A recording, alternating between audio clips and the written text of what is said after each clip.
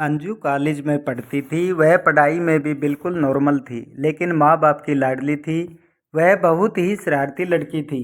एक दिन अंजू को देखने उसके सास ससुर और पति आए। अंजू देखते ही पसंद आ गई और अंजू का रिश्ता पक्का हो गया। कुछ ही दिनों में उसकी शादी हो गई और उसके माता पिता के लाड प्यार ने उसे इतना बिगाड़ दिया था कि उसने कभी अपने पिता के घर कोई कार्य नहीं किया। अपनी ससुराल में भी वह इसी तरह रहना चाहती थी, लेकिन उसकी सास बहुत ही मेहनती थी।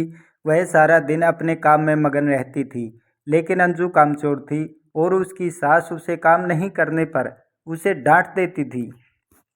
अंजू अब बहुत परेशान हो चुकी थी। कुछ दिनों के बाद अंजू और उसकी सास के बीच झगड़े होने लगे। कई महीने बीत जाने के बाद भी दोनों में से कोई भी अपना व्यवहार बदलना नहीं चाहती थी। समय के साथ साथ अंजू और ज़्यादा आक्रामक हो गई और उसे अपनी सास से नफरत होने लगी। वह सोचने लगी कि कैसे अपनी सास से छुटकारा पाया जाए। एक बार अंजू और उसकी सास का झगड़ा हो गया और उसके पति ने अपनी माँ की साइड ली।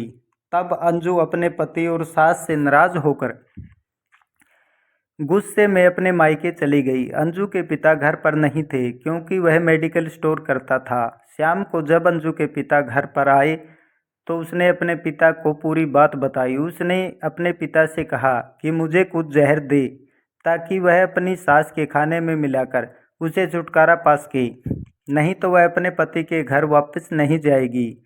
अंजू के पिता को यह सब जानकर बहुत दुख हुआ और उन्होंने अपनी बेटी अंजू को बहुत समझाया और कहा, अगर तुम अपनी सास को जहर देती हो तो तुम और मैं दोनों जेल जाएंगे।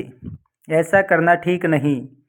लेकिन अंजू सुनने और समझने की हालत में नहीं थी। आखिरकार उसके पिता ने कहा, ठीक है, जैसा तुम चाहती हो वैसा ही होगा, लेकिन मैं तुम्हें जेल में नहीं देखना चाहता। अगले दिन उसके पिता ने मेडिकल स्टोर से पाउडर लाकर अंजू को दे दिया और कहा, हर दिन जब तुम दोपहर का भोजन या रात का भोजन करते हो तो अपनी सास के खाने में इसे मिला देना। इसे धीरे धीरे कुछ महीनों में वो मर जाएगी और लोग सोचेंगे कि वह प्राकृतिक रूप से मरी है। उन्होंने यह भी कहा, किसी को भी तुम पर शक नहीं होना चाहिए, इसलिए आज से तुम अपनी सास के साथ नहीं लड़ोगी, बल्कि तुम उनकी देखभाल करोगी। भले ही वो कुछ भी कहे, तुम गुस्से से बात नहीं करोगी और हमेशा शांत रहोगी।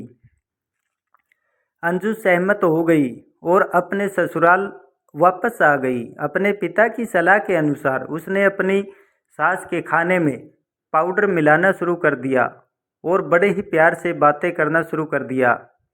कुछ समय बीत गया। अब अंजू की सास का नेचर भी बदलना शुरू हो गया, क्योंकि अंजू अब अपनी सास की बहुत देखभाल करने लगी थी। इसलिए उसकी सास को भी वह बहुत प्यारी लगने लगी और प्यार से बातें करने लगी। 7 महीने बीत गए और अंजू अपनी सास को खाने में पाउडर मिलाकर दे रही थी, लेकिन अब घर का वातावरण बदल गया था। कोई झगड़ा नहीं था, दोनों एक दूसरे की तारीफ करती रहती थी। अब ऐसा लगता था मानो दोनों का रिश्ता माँ और बेटी का रिश्ता हो। अब अंजू को चिंता होने लगी कि पाउडर की वजह से उसकी सास जल्द ही मर जाएगी। अपनी सास से अपने पिता के घर जाने के लिए इजाज़त ली और फिर अगले दिन वह अपने पिता के घर पर पहुंच गई और अपने पिताजी से कहने लगी, कृपया मुझे उस जहरीले पाउडर के प्रभाव को ठीक करने के लिए इलाज बताइए। मैं अपनी सास को खोना नहीं चाहती। वह मेरी माँ की तरह है और मैं उसे अब बहुत प्यार करती हूँ। लेकिन उसके पिता ने कहा, अब तो वह जहर वाला पाउडर खा चुकी है, अब तो कुछ ही दिनों में उसकी मृत्यु हो जाएगी। लेकिन अंजू अपने पिता के सामने हाथ जोड़कर गिड़गिड़ाने लगी, नहीं, मैं अपनी सासू माँ को खोना नहीं चाहती। आप मुझे इसका कोई तो उपाय बता सकते हो। अंजू के बहुत ज़्यादा गिड़गिड़ाने पर उसके पिता ने अंजू को बताया कि वह जहर नहीं था, वह तो शरीर को तंदुरुस्त रखने के लिए पाउडर था। यह बात सुनकर अंजू हैरान रह गई और उसने अपने पिता से पूछा कि उन्होंने ऐसा क्यों किया। पिता ने कहा, बेटी, अगर तुम किसी दूसरे इंसान से प्यार चाहती हो तो तुम्हें भी उसे प्यार देना होगा। रिश्ते एक गाड़ी की तरह होते हैं और हम उन पर लगे पहियों की तरह। जब तक सभी पहिए ठीक से आगे नहीं बढ़ेंगे तब तक गाड़ी ठीक से नहीं चल सकती। इसी बात का एहसास दिलाने के लिए मैंने ऐसा किया और तुम अपनी सासू के प्रति नरम स्वभाव रखने को कहा। तुम्हारी अच्छाई को देखकर उन्होंने भी अपने आप को बदल लिया और तुम्हें समझना शुरू कर दिया। तुम दोनों ने एक दूसरे के लिए अपने आप को बदला। यही कारण है कि तुम अपनी सासू के लिए आज मेरे पास भागते हुए आई हो। और अब अंजू को अपने पिता की बात समझ में आ गई। अंजू अपने किए पर बहुत शर्मिंदा हुई और उसने अपने पिता से माफ़ी मांगी और कहने लगी, पिताजी, आगे से मैं ऐसा कोई काम नहीं करूँगी जिससे मेरा और मेरी सास का झगड़ा हो। सदा अपनी सासू माँ की सेवा करूँगी। अगर हमें अपने परिवार में मिलजुल कर रहना है तो एक दूसरे का सम्मान करना चाहिए, तभी हम आगे बढ़ पाएंगे। दोस्तों, हमें अपने बड़े बुजुर्गों का हमेशा आदर सम्मान करना चाहिए।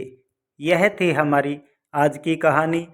अगर आपने पसंद आई है तो लाइक, शेयर और सब्सक्राइब करना ना भूलें।